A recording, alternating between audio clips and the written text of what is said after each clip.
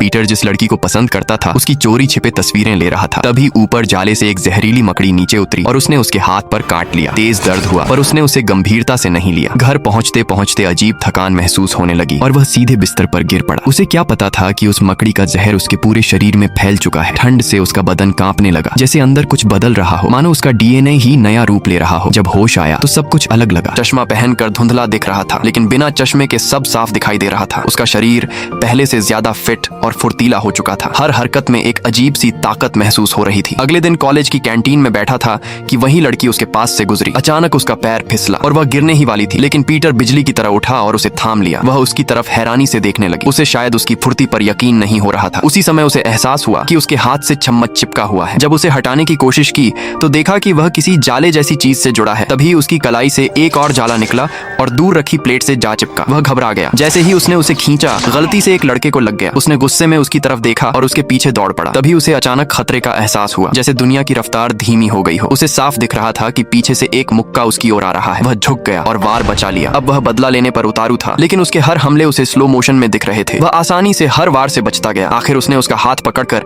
एक जोरदार मुक्का मारा और वह कई मीटर दूर जा गिरा। लोग उसे हीरो की नजर से देखने लगे, लेकिन वह चुपचाप वहां से निकल गया। कॉलेज से दूर एक सुनसान सड़क पर पहुंचा तो देखा कि उसके हाथों से नुकीले पंजे निकल रहे हैं। उनकी मदद से वह किसी भी दीवार पर चढ़ सकता था। उसने एक इमारत से दूसरी पर छलांग लगाई, फिर कलाई से जाला छोड़ा जो दूर लोहे के टुकड़े से जा चिपका। वह झूलने लगा। उस पल उसे अपनी नई ताकत पर भरोसा होने लगा, लेकिन उसे काबू करना आसान नहीं था। अगले ही क्षण वह सीधे दीवार से जा टकराया। तो दोस्तों सोचिए, अगर आपके पास ऐसी सुपर पावर होती तो आप क्या करते? कमेंट में जरूर बताना।